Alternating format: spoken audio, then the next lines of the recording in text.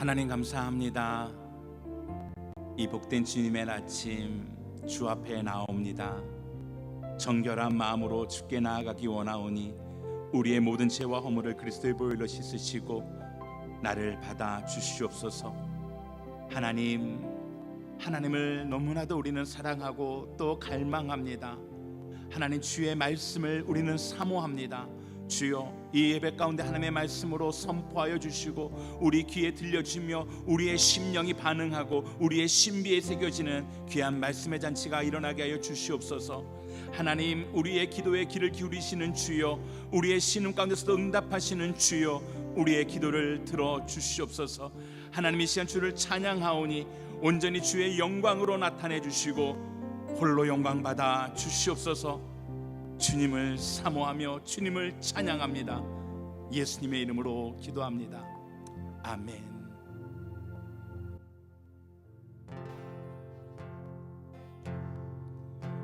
왜 나를 짙은 어둠 속에 홀로 두시는지, 어두운 밤은 왜 그리 길었는지, 나를 고독하게 나를 낮아지게 세상 어디도 기댈 곳이 없게 하셨네.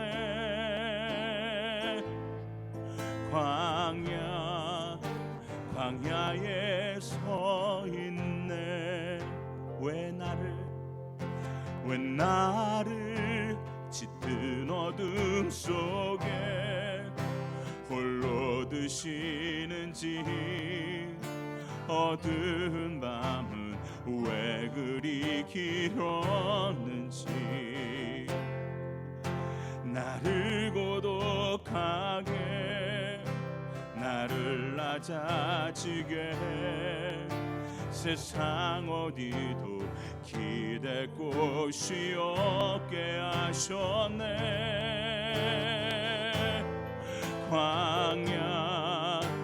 광야에 서 있네.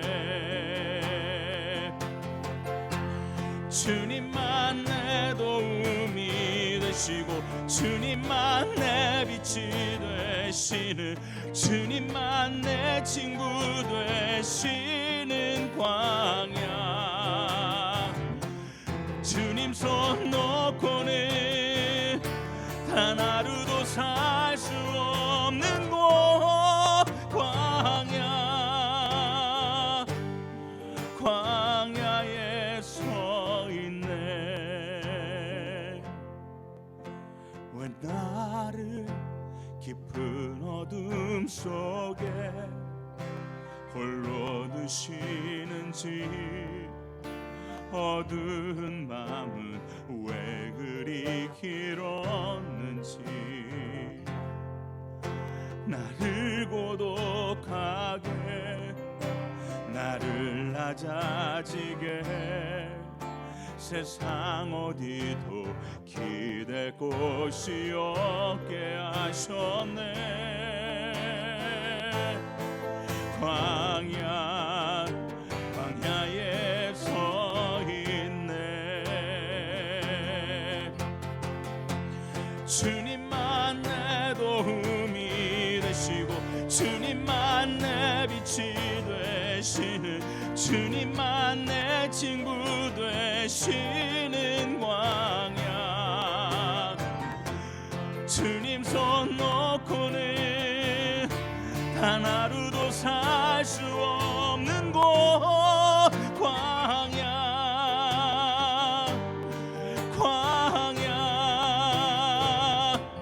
주께서 나를 사용하시려, 나를 더 정결케 하시려, 나를 택하여 보내신 그곳 광야.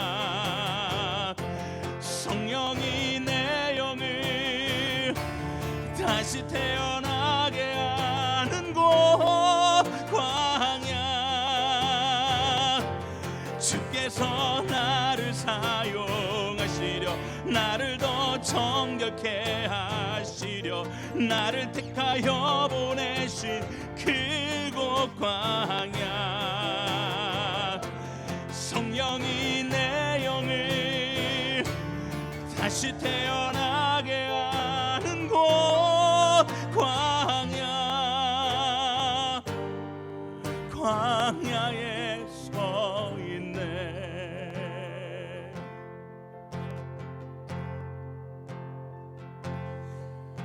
내 차가 산산이 깨지고 높아지려 했던 내 꿈도 주님 앞에 내려놓고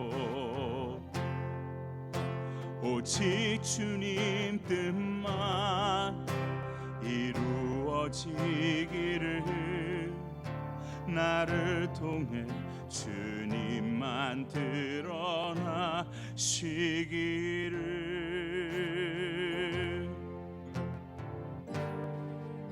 광야를 지나며 나의 모습 나의 소유 주님 앞에 모두 드립니다. 모든 아픔 모든 기쁨 내 모든 눈물 받아주소서.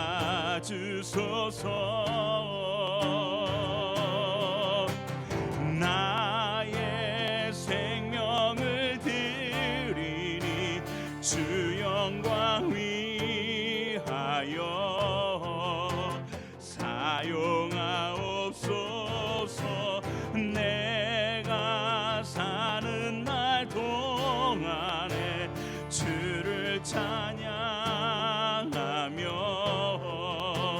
기쁨의 제물 되리. 나를 받아주소서. 어제 일과 내일 일도 내일 일도 꿈과 희망 모두 드립니다. 모든 소망 모든 계획 내 손과 마음 받아주소서. 나의 생명을 드리니 주 영광 위하여 사용하옵소서. 내가 사는 날 동안에 주를 찬양하며 기쁨의 제물 되리. 나를 받아주소서.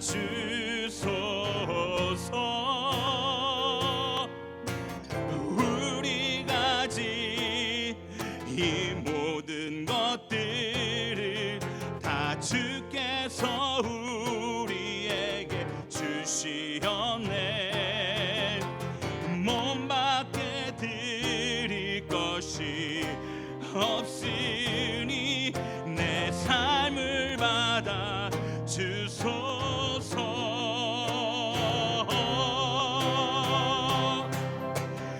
나의 생명을 드리니 주 영광 위하여 사용하옵소서. 내가 사는 날 동안에 주를 찬양하며 기쁨의 제물 되리. 나를 받아주소서.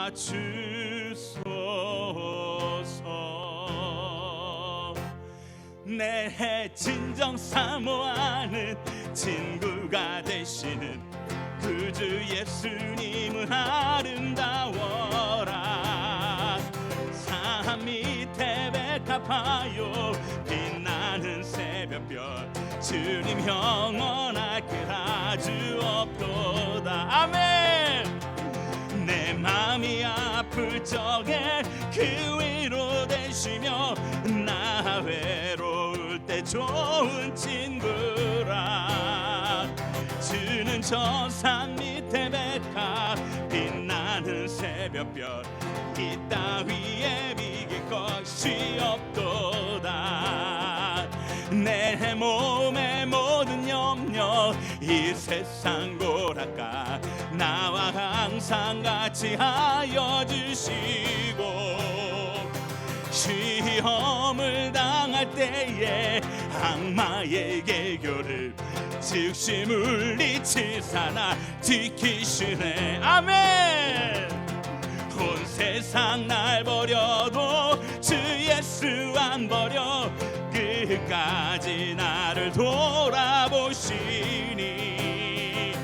주는 저 산 밑에 백합 빛나는 새벽별 이 따위에 비길 것이 없도다.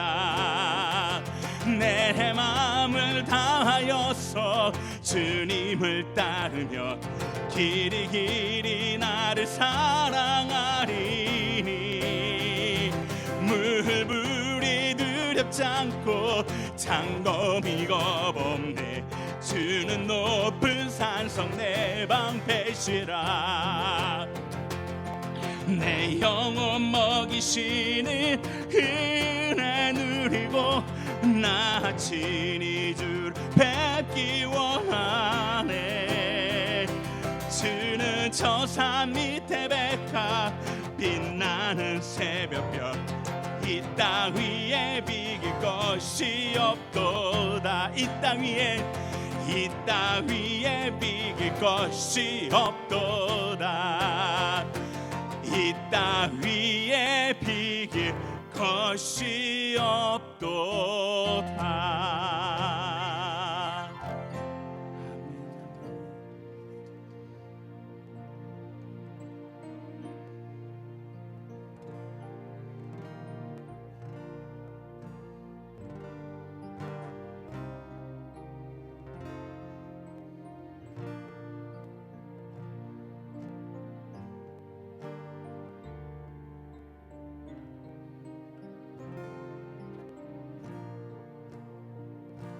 주님의 마음을 나 담기 원합니다. 아버지 뜻대로 죽기까지 순종하신 예수님.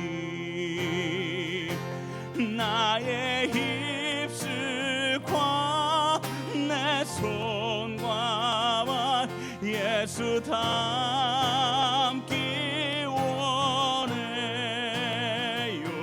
내 작은 삶도 온유한 예수님 닮기 원해요.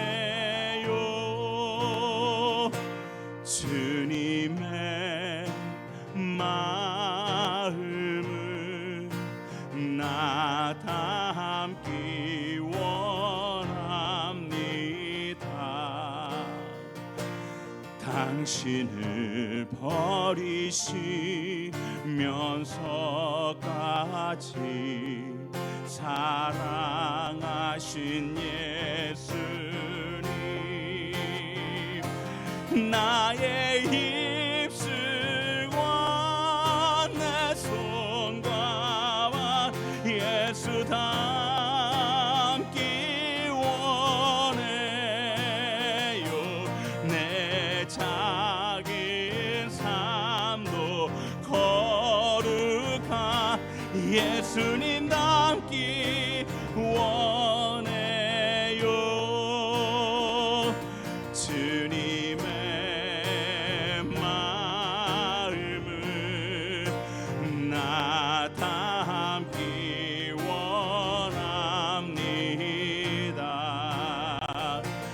약한 자, 병든 자, 가난한 자 돌보시는 예수님,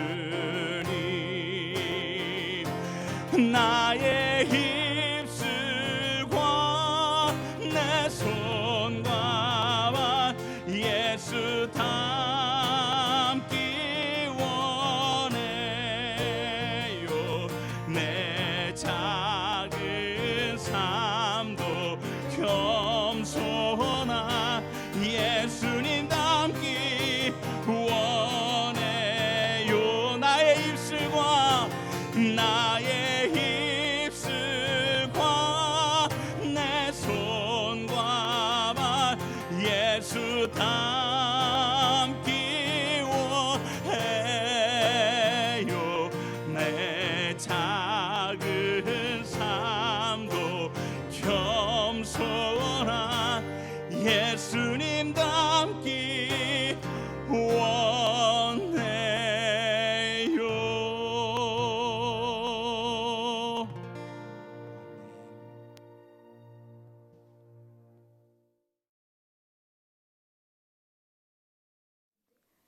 고마우신 주님, 한 주간의 은혜가 매일의 일용할 양식 같습니다. 주님의 은혜 없이는 살 수 없습니다. 주님의 은혜는 한결같으시고 공로 없는 저희에게 내려주시는 사랑입니다. 한 주간도 죄를 고백하는 저희들의 죄를 용서하시고 선한 길로 인도해 주셔서 감사합니다. 미국 땅과 조국 한국 땅을 살펴주셔서 혼돈의 시기를 지나가게 하시고 복음의 사람들을 세워주셔서 끊임없이 하나님의 나라를 소망케 해주셔서 감사합니다. 앞날에 대한 두려움이 많은 시대입니다. 코로나를 뛰어넘는 위협이 있을런지 모릅니다. 그러나 우리는 신앙인이고 주님의 표대를 바라보고 직진해야 될 때인 줄로 믿습니다. 저희들 가운데 내주하시는 하나님이 계시고 운행하시는 성령님이 계시기에 두려움은 어느새 믿음으로 변합니다. 워싱턴 온누리 교회를 주님께 맡깁니다. 기도하는 교회, 말씀이 살아 역사하시는 교회, 성도 간의 사랑의 교통이 있는 교회 되게 하셔서 주 예수께서 빛 가운데 드러나 주시옵소서. 저희가 기도하는 선교지 아이티와 이디오피아를 지켜주시고 폭동을 잠재우시며 그 땅이 복음화되는 역사를 이루어 주시옵소서. 교회 안에 병으로 고통받는 성도들을 위로해 주시고 치유시켜 주시옵소서. 마음이 상한 자를 지키시고 그 땅을 치유하여 주시옵소서. 지금은 주님을 예배하는 시간입니다. 말씀을 전하시는 박용진 목사님에게 주님의 기름 부으심이 임하시기를 기도합니다. 주님, 예배 중에 성삼위 하나님의 임재하심을 성도 모두가 느낄 수 있도록 역사하여 주시옵소서. 이 모든 말씀 우리의 주 되신 예수 그리스도의 이름으로 기도하였습니다. 아멘.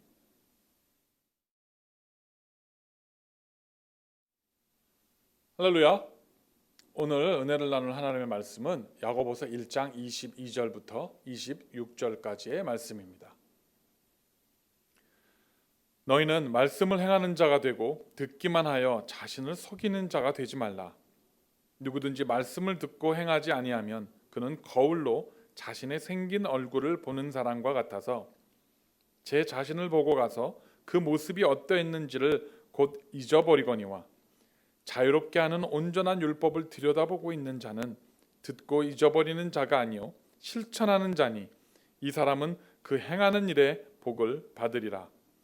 누구든지 스스로 경건하다 생각하며 자기 혀를 제갈 물리지 아니하고 자기 마음을 속이면 이 사람의 경건은 헛것이라. 아멘. 여러분은 그리스 신화에 등장하는 나르시스라는 그 이름을 들어본 적이 있으십니까? 나르시스는 시냇물에 비친 자기의 모습이 너무나 아름다워서 그 모습에 반해서 그 모습을 잡으려고 물에 뛰어들어서 죽은 그러한 사람입니다. 그래서 그가 빠져 죽은 자리에 그 핀 꽃이 수선화라는 그러한 전설이 전해져 내려옵니다. 이렇게 자기 스스로를 사랑하고 자랑스러워하는 그런 증상을 정신학적 용어로 나르시시즘이라고 그렇게 부릅니다. 실제로 설문조사를 했더니 목욕이나 세수를 마치고 욕실에서 거울을 보면서 자기의 얼굴을 이렇게 보면서 참 나 이 정도면 괜찮게 생겼다 라고 생각해 본 적이 있느냐라는 질문에 놀랍게도 90%가 넘는 사람들이 yes, 네라고 대답을 했다고 합니다. 객관적으로 어떻게 생겼든지 그래도 목욕을 하고 깨끗이 씻고 그리고 거울을 이렇게 비춰볼 때 그래도 이 정도면 뭐 빠지지는 않지라고 스스로 생각하는 사람들이 그렇게 많다는 겁니다. 자신의 모습을 보려는 인간의 욕구는 참 오래되었습니다. 신화에 등장하는 것처럼 물이나 이렇게 잔잔한 물이나 이런 곳에 비춰서 자기 스스로의 모습을 보고자 하는 인간의 욕구는 참 오래되었다고 합니다. 그래서 이 거울의 역사는 기원전 6,000년 전으로 거슬러 올라간다고 합니다. 그래서 당시에는 돌을 아주 잘 갈아서 거기에 이렇게 희미하게 비치는 자기의 모습을 보기 시작했다라는 기록이 있다고 합니다. 그리고 그 후에 청동기나 굴이나 그 밖에 이제 금속 제공 기술들이 발달을 하면서 그런 청동이나 구리의 표면을 아주 잘 닦아서 반짝거리게 만들어서 그것을 거울로 사용을 했다고 합니다. 지금이야 거울이 흔한 것이긴 하지만 예전에는 정말 이렇게 소수의 귀족들이나 부자들이나 또 이렇게 권력을 가진 사람들만이 소유할 수 있는 것이 거울이었다고 하니까 그렇게 거울을 비춰보면서 스스로 만족하는 그러한 그 오만과 그런 자만이 얼마나 대단했을지 우리가 짐작해 볼 수 있습니다. 오죽하면 예전에 그 유명한 사람들 뭐 이름 좀 있고 그런 귀족들이나 왕들이 자화상 그렇죠? 이렇게 화가가 보면서 똑같이 그림을 그려서 자기의 모습을 그려서 그것을 걸어놓고 거울 대신 그 모습을 보면서 만족하고 그렇게 그런 것들을 즐길 상황까지 갔었겠습니까? 오늘은 이 야고보서의 말씀을 통해서 복음에 내 모습을 비추어 보고 그리고 그 점검하는 과정을 통해서 어떻게 하면 자기 만족, 자기 자만에 빠지는 것이 아니라 성숙한 신앙의 단계로 나아갈 수 있는지에 대해서 함께 은혜를 나누고 고민해 보기를 원합니다. 거울의 주된 목적이 뭘까요? 거울의 주된 목적은 거울을 비춰봐서 내 얼굴에 뭐가 묻었는지, 옷매무새가 잘못되지는 않았는지, 나의 추함, 나의 부족함들을 먼저 내가 보고 바로 잡고 그리고 다른 중요한 만남을 하러 간다든지 미팅을 간다든지 이렇게 하기 위한 것입니다. 저도 이렇게 강단에 서기 전에는 꼭 가서 거울을 보고 머리도 만져보고 넥타이도 다시 고쳐매고 제 매무새를 이렇게 다시 다듬습니다. 왜냐하면 성도님들에게 영상으로라도 뵙고 또 이렇게 영상으로 저를 보는 또 다른 분들이 말씀에 집중하는 것이 아니라 왜 넥타이가 저렇게 삐뚤어졌어? 오늘 헤어스타일은 왜 저래? 오늘 목사님의 패션은 왜 저런 식이야?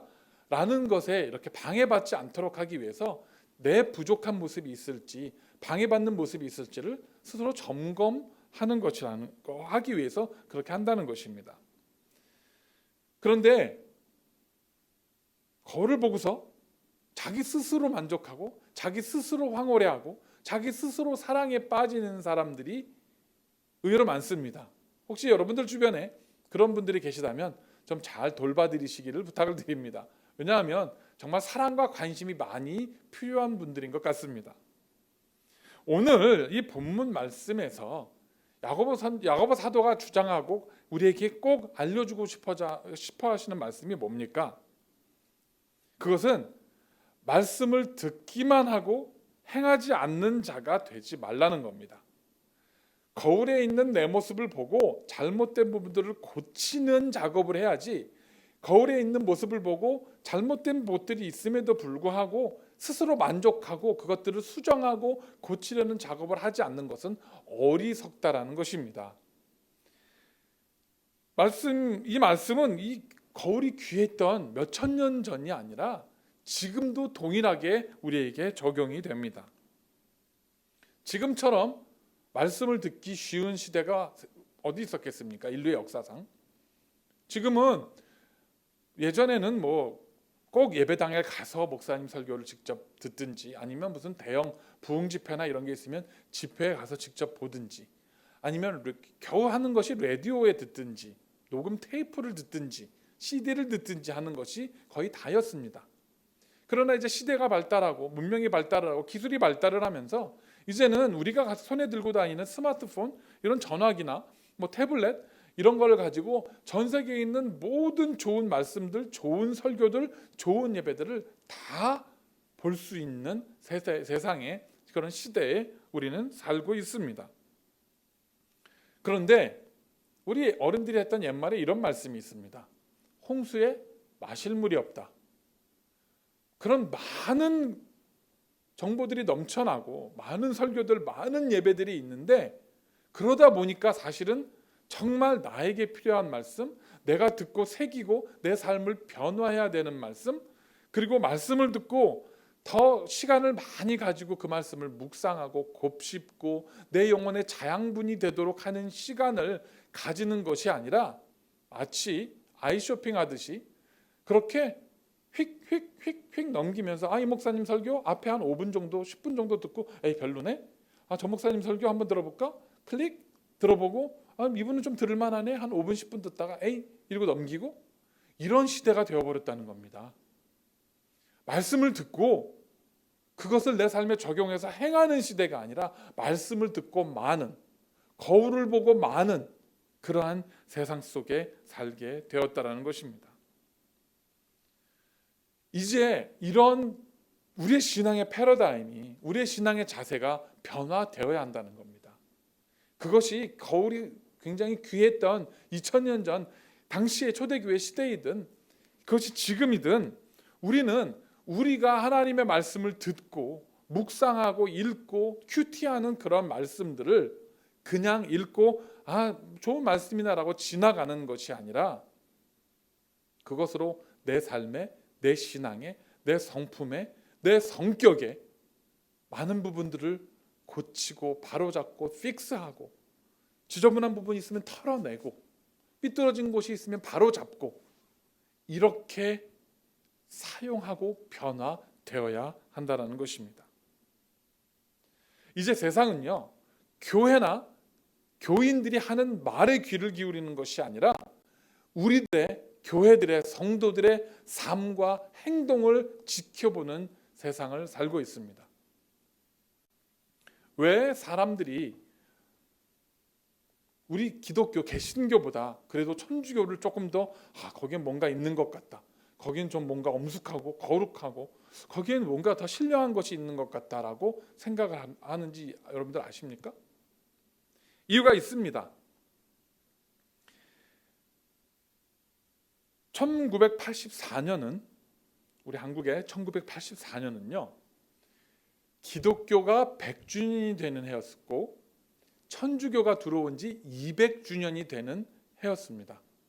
즉 1984년을 기점으로 해서 천주교가 한국에 들어온 지 200주년이 됐고, 기독교, 개신교가 전파된 지 100주년이 되는 해가 1984년에 동일하게 있었다라는 것입니다. 그런데 그 해에 기독교는 기독교 100주년을 기념해서 100주년 기념관이라는 거대한 건물을 지었습니다. 수백억 원을 들여서. 그리고 천주교는 기독교가 100주년 기념관을 지었던 것에 비해서 아주 작은 돈을 들여서 영세민 개안 사업, 즉 영세민들 중에 이 돈이 없어서 그 각막 이식 수술 같은 거를 받지 못하는 사람들을 위해서 그들의 수술을 무료로 받게 해주는, 대신 돈을 지불해서 수술을 받게 해주는 사업을 진행을 했습니다. 우리 기독교는 100주년이 되는 해에 수백억을 들여서 건물을 지었고, 천주교는 훨씬 적은 돈을 들여서 어려운 사람들을 섬기는 일을 했습니다. 그리고 많은 사람들이 동의하는 것은 바로 그 1984년을 기점으로 해서 기독교는 성장세가 둔화되기 시작하고 천주교는 더 가파르게 성장하기 시작했다라고 이야기들을 합니다. 왜 이런 일이 벌어지게 됐을까요? 왜? 그리스도인들이 교회가 섬기는 일을 해야 하는데 보이는 일, 보여주는 일에 집중을 했었기 때문이라는 겁니다. 영세민들 개안 사업을 해주고 눈을 뜨게 해주는 수술을 해준다고 티가 납니까? 잠깐 뉴스에 오르내리겠지만 막 소수의 사람들 수술해 준다고 해서 별로 티 안 납니다. 남는 것도 별로 없어요. 그러다 보니까 많은 교회들이 헌금을 내고 돈을 걷어서 수백억짜리 거대한 건물을 짓습니다. 그건 남으니까 그걸 바라보면서 만족합니다. 야, 100주년에 우리가 이렇게 돈을 내서 저 멋진 건물을 웅장하게 지었어. 저 건물을 지을 때 내가 헌금을 얼마를 했고 우리 교회가 뭐 얼마 헌금을 했고 그래서 저 건물이 섰어. 그리고 만족을 합니다. 이게 바로 거울을 보고 스스로 만족하는 데 그치고 거울을 통해서 삶을 변화시키지 못하는 정체된 신앙의 그 결과물이었다는 겁니다. 세상을 변화시킬 수 있는 능력, 그것은요 위에서부터 시작되는 게 아닙니다. 권력을 가지고 돈을 가지고 파워를 가지고 시작되는 것이 아닙니다. 세상을 변화시키는 능력은 밑에서부터 시작됩니다. 낮은 곳에 들어가서 아무도 바라보지 않는 곳, 누구도 섬기지 않는 곳, 누구도 살피지 않는 곳에 내려가서 그들을 섬겨서 올려올 때에 변화가 나타납니다. 우리 교회와 그리스도인들이 원래는 이런 일을 했었어요. 우리 예수님께서 이 땅에 오셨을 때에 귀족들이나 왕을 만나러 다니는 것이 아니라 세리와 창기들과 버림받은 사람들, 가난한 사람들, 병든 사람들, 장애인들, 이들을 찾아다녔습니다. 그들을 만지시고 고치시고 회복시키시고 그들을 살려내셨어요. 그래서 어떤 일이 일어났습니까? 그렇게 밑에서부터 섬기는 그 움직임들이 성령의 불이 되어서 결국에는 로마 제국이라는 그 거대한 제국의 그 귀족들과 그 왕족들과 그 높은 사람들까지도 다 그리스도인으로 변화시키고 뒤집는 일을 해내게 되었다라는 겁니다. 내가 다른 사람에게 회개하라, 천국이 가까이 왔다 라고 말하기 전에 내가 먼저 회개를 해야 합니다. 내가 먼저 회개를 하고 내가 먼저 말씀에 비추어서 내 자신의 잘못을 다듬은 뒤에 내가 옷깃을 여미고 넥타이를 바로 매고 한 뒤에 다른 사람에게 넥타이가 삐뚤어지셨네요. 머리가 헝클어지셨네요. 제가 좀 바로 잡아드릴까요? 라고 해야지. 나는 넥타이가 삐뚤어져 있고 머리는 헝클어져서 까치집이 지어져 있는데 다른 사람한테 넥타이가 삐뚤어졌으니까 좀 바로 매세요. 머리가 헝클어졌으니까 빗질 좀 하세요. 라고 하면 뭐라고 합니까? 너나 잘하세요. 우리가 지금 이런 이야기들을 듣고 있지 않습니까? 너나 잘하세요. 우리는 이 거울로, 말씀의 거울로, 진리의 거울로 나를 먼저 비춰봐야 되는데 이 거울을 거꾸로 들어서 자꾸 다른 사람들을 비추려는 사람들이 있습니다. 너 봐봐, 너 이거 잘못됐어. 너 봐봐, 너 이래 지금 머리가 헝클어졌어 라고 나를 비추기 전에 다른 사람을 먼저 자꾸 비추려고 한다는 겁니다. 잠언서 11장 11절에 이런 말씀이 있습니다. 정직한 사람의 복으로 인해 그 성은 흥하게 되지만 악인의 입 때문에 그 성은 망한다. 아멘.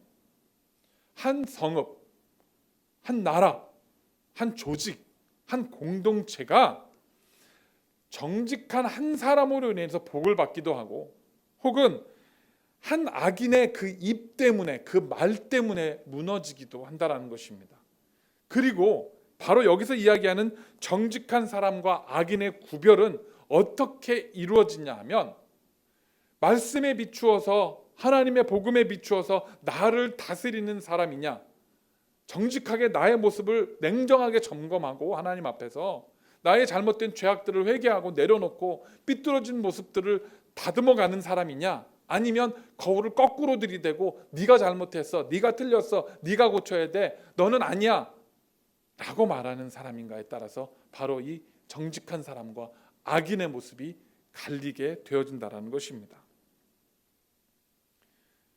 우리는 우리를 지켜보고 있는 사람들, 우리 교회들을 지켜보고 있는 사람들, 믿지 않는 사람들, 예수 그리스도를 알지 못하는 사람들이 있다는 것을 기억해야 합니다. 그래서 우리는 그들 앞에 나가기 전에, 그들 앞에 우리를 드러내기 전에 먼저 우리 자신을 거울에 비추어 보고 점검하고 또 다스린 후에 그들 앞에 세상에 우리를 드러내야 합니다.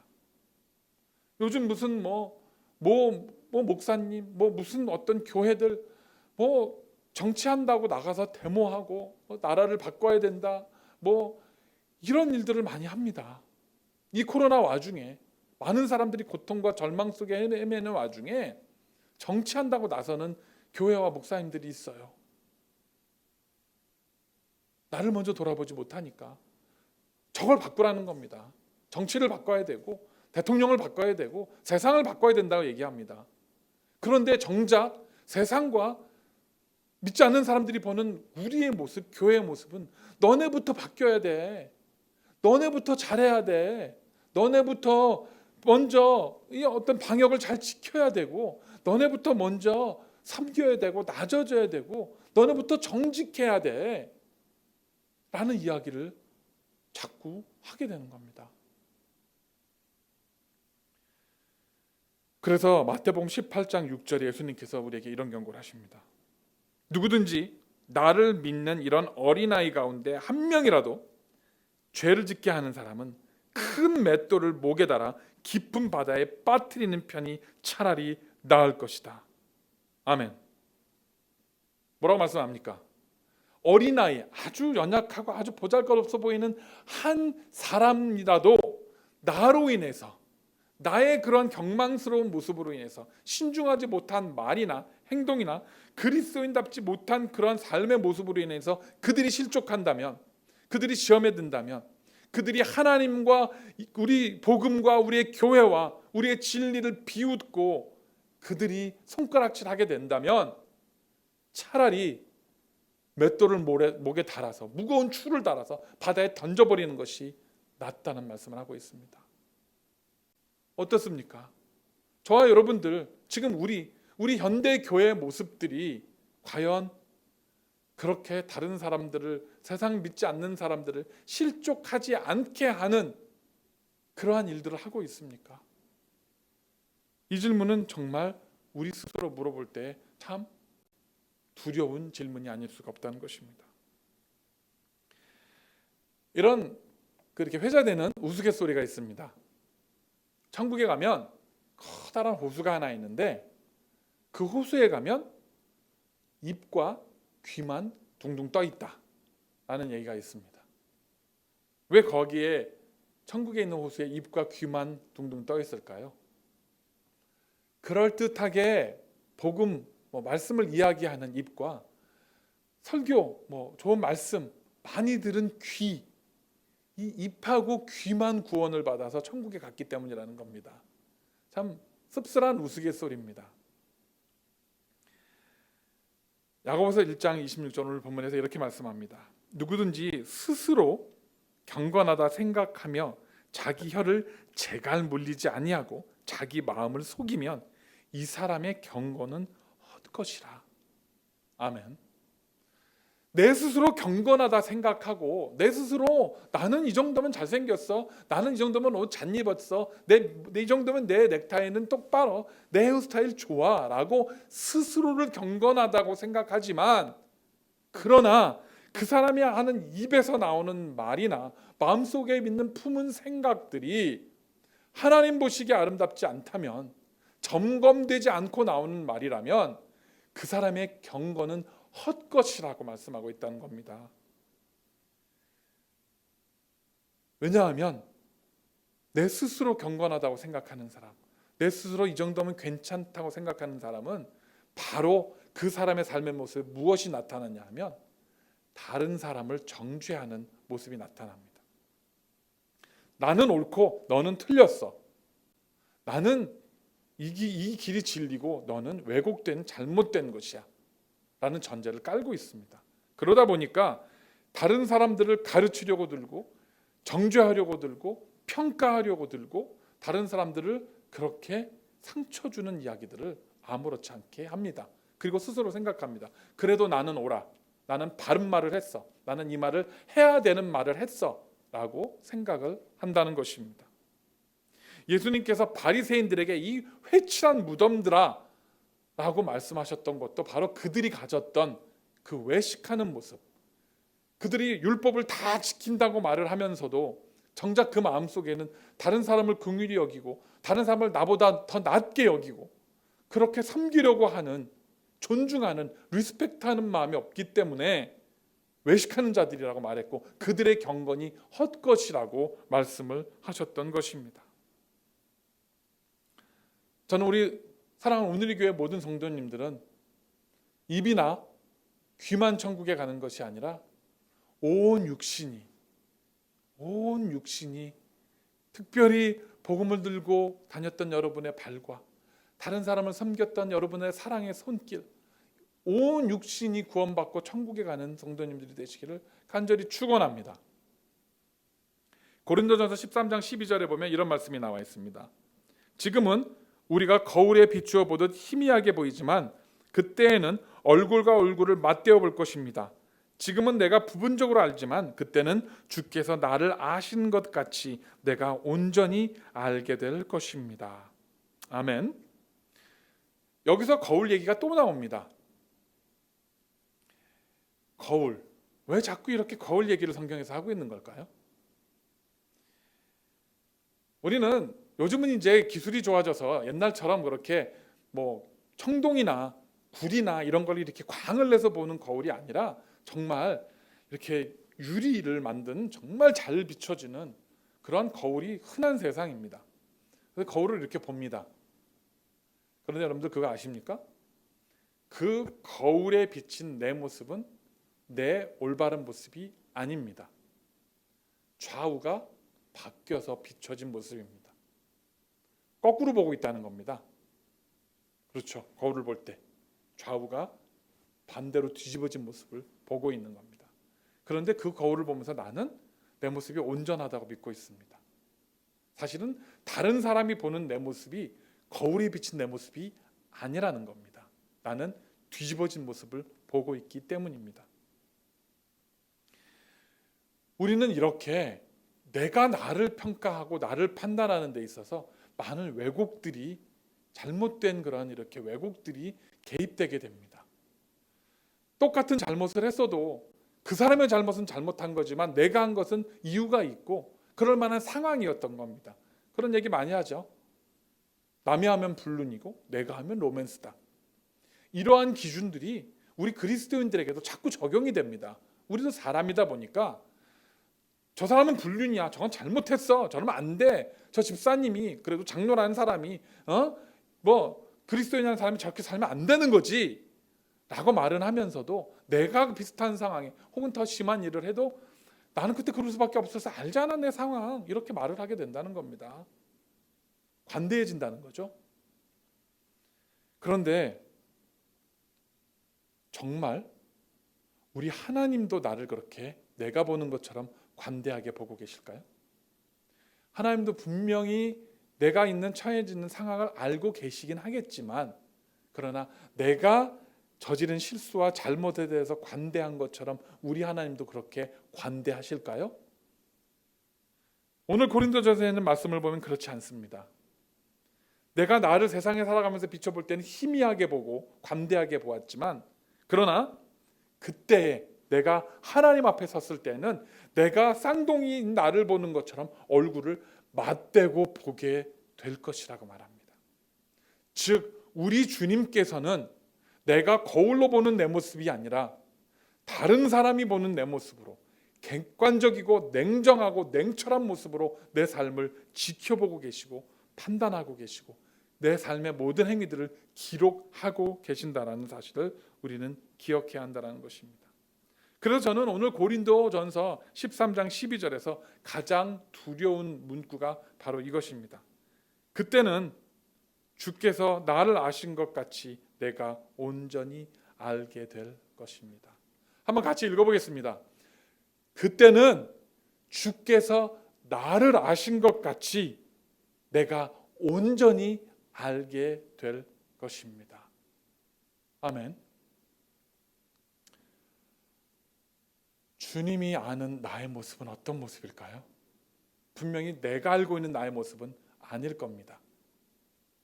그렇다면 주님이 보고 계시는, 주님이 알고 계시는 나의 모습이 무엇인지를 고민하고 그 모습을 찾아내야 한다는 겁니다.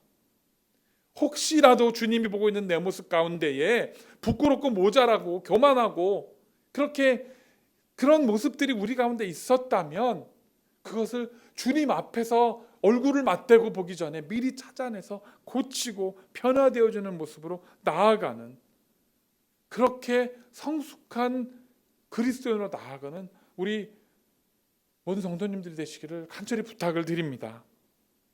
지금부터라도 그때 그렇게 얼굴을 맞대고 봤을 때 좀 덜 부끄럽게, 덜 창피하게, 덜 민망하게 그렇게 우리의 삶을 다스리면서 살아가십시다. 그런 그리스도인이 되시기를 간절히 바랍니다. 그렇게 우리가 정말 나 스스로를 경건하다고 생각하기 이전에 내 혀에 재갈을 물리고 내 삶에 정말 결박을 하고 그렇게 주님 앞에 나아가는, 말씀과 율법을 묵상하면서 그것을 내 삶에 적용해서 더욱더 성장해가는 그러한 그리스도인들이 되시기를 간절히 축원합니다. 말씀을 정리하겠습니다. 정말 언젠가부터 우리의 복음과 우리의 교회와 우리의 신앙은 하찮은 것이 되어버렸습니다. 세상 사람들의 비웃음과 조롱거리가 되었습니다.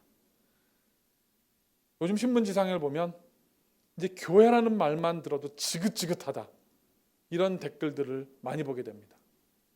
한동안 신천지라는 그런 단체에서 막 그 코로나 바이러스가 퍼져가지고 그 단체들이 많은 욕을 먹었습니다. 그런데 어느 순간인가 그 신천지라는 이름은 슬그머니 사라지고 이제 교회들이 비난의 대상이 되었습니다.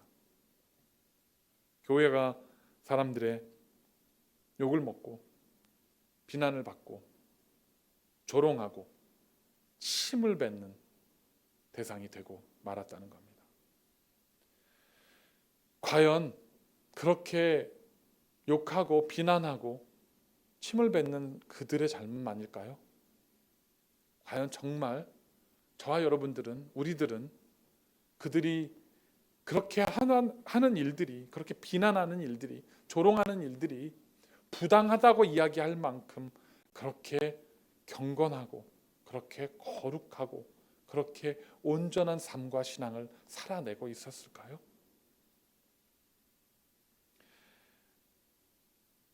무신론자들, 믿지 않는 자들, 그들은 우리가 가르치는 복음을 듣기 전에, 우리의 신앙을 보기 전에, 우리의 성경을 펼쳐서 읽기 전에 그들은 우리를 먼저 봅니다. 우리의 삶을 먼저 봅니다. 우리의 행위를 먼저 봅니다. 그래서 저와 여러분은 그리스도를 비추는 거울로 이 땅에 살아가야 하는 것입니다.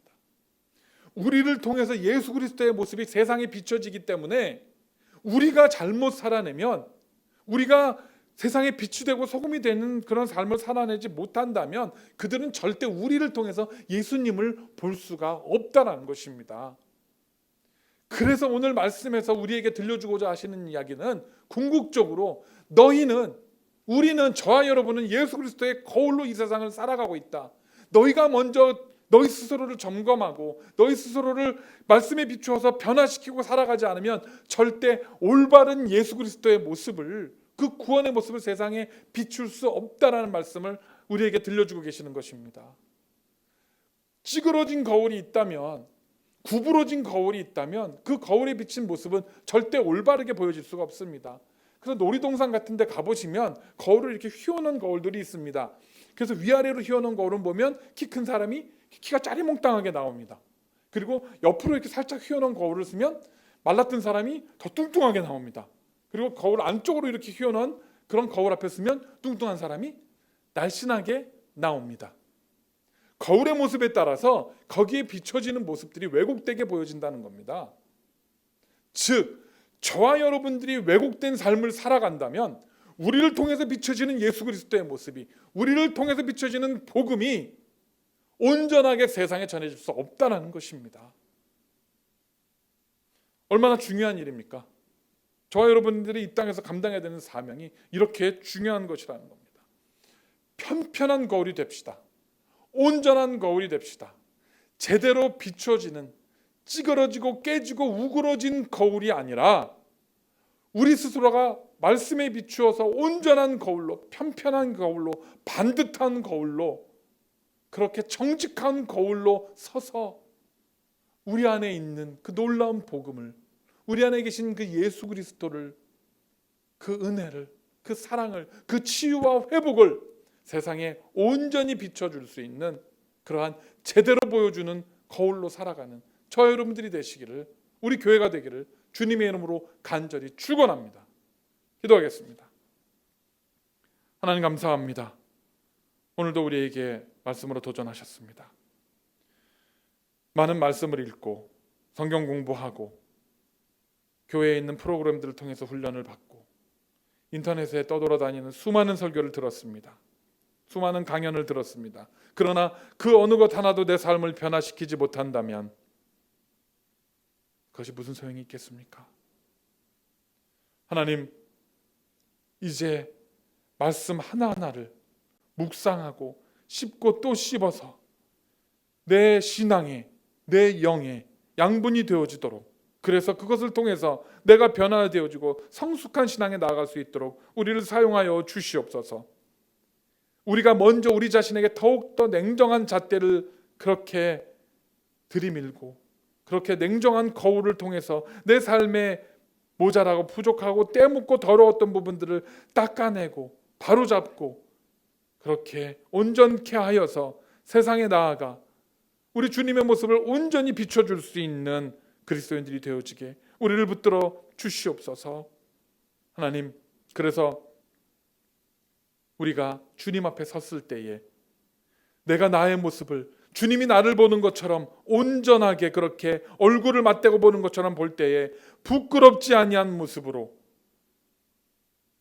이 땅을 살아가는 거룩한 하나님 나라의 백성이 되어주도록 우리를 주장하여 주시옵소서. 감사드릴 때에 예수님의 이름으로 간절히 기도드렸습니다.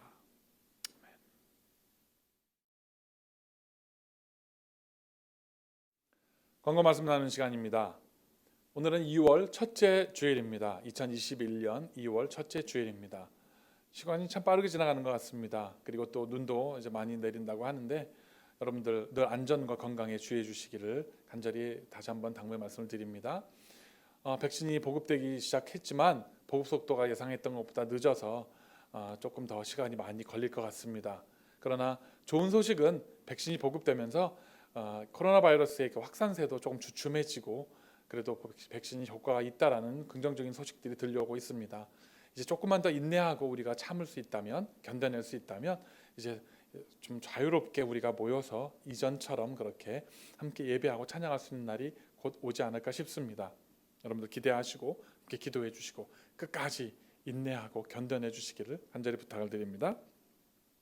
지난주에 이제 여러분들이 다 2020년의 결산과 2021년의 예산들을 다 동의하고 또 재청과 다 해주셔서 이제 통과돼서 2021년의 사역을 본격적으로 시작하도록 하겠습니다.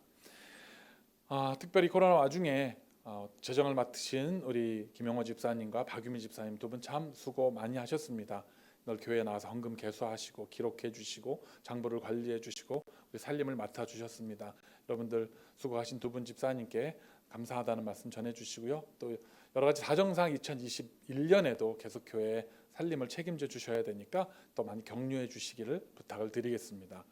그리고 교회에 많은 또 이제 2021년에 계획하고 우리가 하고자 하는 일들이 있습니다. 그 일들을 위해서 여러분들 함께 기도해 주시고 또 우리가 온전한 교회의 모습으로 다시 나아갈 수 있도록 서로를 위해서 격려하고 하나가 되어지는 교회가 되어지기를 함께 기도해 주시기를 부탁을 드립니다.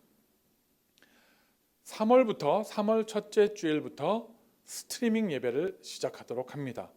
그래서 스트리밍 예배는 교회를 완전히 오픈하는 것은 아니고요. 지금은 저희가 토요일 날 녹화한 것을 편집해서 올리는데 스트리밍 예배는 주일 날 이곳에서 예배를 합니다. 그리고 예배도 녹화를 해서 편집하는 것이 아니라 그냥 예배를 쭉 진행을 합니다. 나오실 수 있는 분들은 자발적으로 나오셔서 같이 예배, 현장 예배 참석을 해주시면 좋고요. 그렇지 않으신 분들은 녹화가 아니기 때문에 11시에 시간을 맞춰서 함께 예배에 참여해 주시기를 부탁을 드립니다. 그래서 더 현장감 있는 예배가 드려질 수 있도록 그렇게 참여해 주시기를 바랍니다.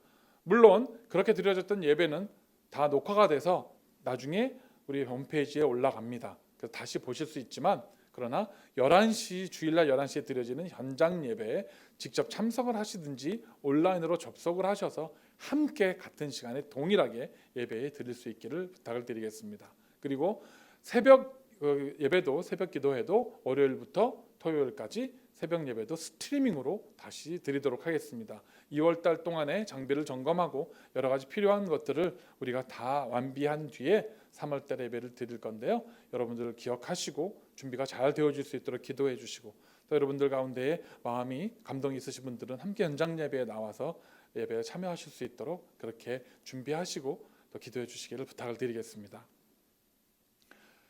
네, 2021년 이제 우리가 또 다시 시작이 되어서 갑니다. 그리고 조금 있으면 코로나 바이러스가 시작된 지 벌써 1년이 거의 다 되어 갑니다. 이제 우리가 새로운 어떤 모습 속에서, 새로운 이런 환경 속에서 우리가 어떻게 예배를 드리고 그리스도인으로서 세상을 섬기고 우리의 삶을 다스리고 살아갈 수 있는지 지혜가 필요한 때입니다. 성도님들 서로 함께 기도해 주시고 격려해 주시고 지혜를 모아 주시고 우리가 온전한 모습으로 하나님께서 이 땅에 우리를 세우신 교회와 성도의 사명을 감당해낼 수 있도록 함께 기도해 주시고 함께 동참해 주시고 함께 한 걸음씩 나아가 주시기를 부탁드리겠습니다. 한 주간도 잘 지내시고 건강하시고 다음 주에 뵙도록 하겠습니다. 기도합니다. 이제는 우리 구주 예수 그리스도의 은혜와 우리 아버지 하나님의 극진하신 사랑하심과 성령님의 감화감동 역사하심이 정직하고 바르고 흠없는 그리스도의 거울로서 주님의 모습을 세상에 비추며 살아가기로 작정하며 다짐하는, 그리고 그 일을 온전히 감당하기 위하여 나 자신을 말씀에 비추어 혹독하게 점검하고 발전해 나가기로 결단하며 다짐하는 우리 사랑하는 모든 성도들 머리 위에와 이 시간에 함께 예배에 참여하는 모든 분들 위해 지금으로부터 영원까지 함께 하시기를 간절히 축원하옵나이다. 아멘. 예배를 마쳤습니다.